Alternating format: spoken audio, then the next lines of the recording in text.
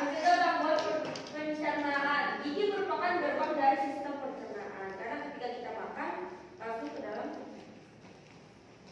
yang membuat penyakit sistemik bisa berpengaruh langsung terhadap kemampuan perbaikan jaringan gigi dan mulut seperti diabetes. Nah, ada penyebab terjadinya kerusakan gigi. Satu, mengunyah es batu. Tuh kakak-kakak suka banget kan menggigit es batu? Mengunyah es batu dapat menyebabkan kerusakan permanen berupa retakan kecil pada gigi.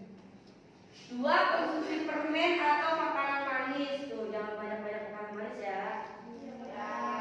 Kandungan gula berlebihan pada permen atau makanan manis lainnya dapat menyebabkan gigi berlubang. Konsumsi soda mempunyai kandungan asam yang mampu mengikis enamel gigi dan menyebabkan gigi sensitif. Nih, ada macam-macam gigi beserta fungsinya. Kakak-kakak tahu kan gigi ada berapa macam? Enggak.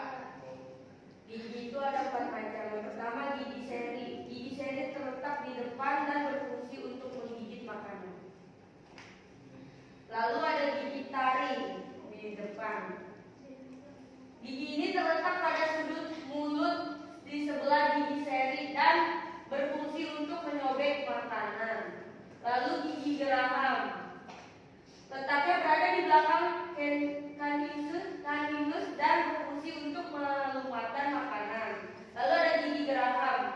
Gigi molar tumbuh di belakang gigi. Premolar setelah gigi molar susu lepas dan fungsi gigi molar untuk mengunyah dan menggiling makanan menjadi lebih halus. Ada beberapa cara perawatan gigi yang baik dan benar.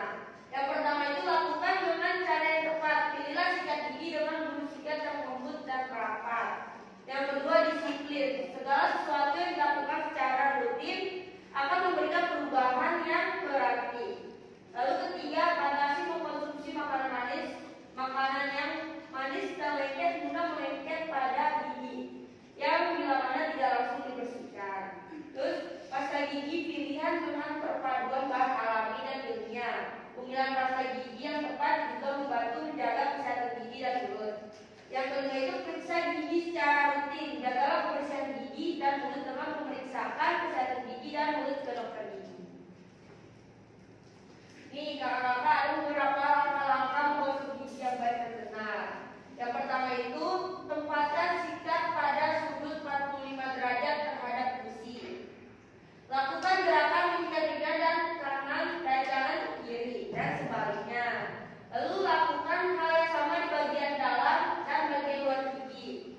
Terus sikat bagian permukaan geraham yang Anda gunakan untuk mengunyah. Terus sikat bagian dalam gigi depan secara vertikal dan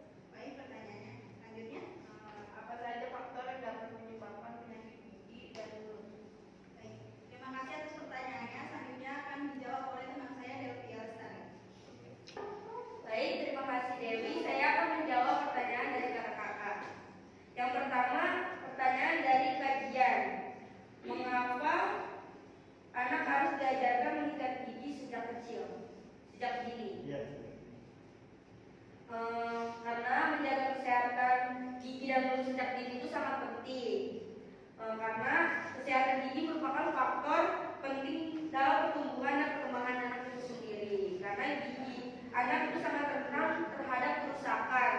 Beda dengan gigi pada orang dewasa. Tuh. Apakah mengerti? Baik, terima kasih. Ya, sama-sama. Saya akan menjawab dari pertanyaan dari Kak Putri. Pertanyaannya itu, mengapa anak-anak harus menyikat gigi sejak kecil? Karena memang menyikat gigi itu wajib, harus rutin. Karena menyikat gigi itu banyak manfaatnya. Bisa memperoleh jika anak terbiasa menjaga kesehatan giginya, yaitu mulai dari mencegah kerusakan gigi, penyakit gusi, hingga gigi berlubang yang rentan dialami oleh anak-anak. Jadi itu. Apakah mengerti kan? Baik, saya akan menjawab pertanyaan dari Kak Wulan. Pertanyaannya itu, apa saja faktor yang dapat menyebabkan penyakit gigi dan mulut? Jadi faktornya itu ada 8. Yang pertama itu gigi berlubang. Lalu 2, noda pada gigi. Terus imer gigi yang lemah. Lalu napas tidak segar, pembengkakan gusi, penumpukan kotoran yang ada di gigi. Lalu permasalahan bakteri yang menumpuk pada gigi yang jarang digosok gigi atau dibersihkan. Itu saja yang bisa saya jawab pertanyaan dari kakak-kakak. Baik, terima kasih Delvia atas jawabannya. Tidak terasa kita sudah berada di ujung acara. Selanjutnya saya akan membacakan kesimpulan dari materi yang sudah dibacakan oleh Delvia tadi. Gigi yang sehat adalah gigi yang rapi, bersih dan bercahaya dan didukung oleh gigi yang sehat, yaitu gusi yang kencang dan berwarna merah muda. Untuk mencapai kesehatan gigi dan mulut yang optimal, maka harus dilakukan perawatan secara berkala sehingga didapatkan kondisi gigi dan jaringan rongga mulut yang sehat. Hal tersebut dapat dicapai dengan memeriksakan kesehatan gigi dan mulut ke dokter gigi setiap 6 bulan sekali dan bukan hanya apabila terdapat keluhan saja. Baik, terima kasih penyuluhannya. Kurang lebihnya mohon maaf.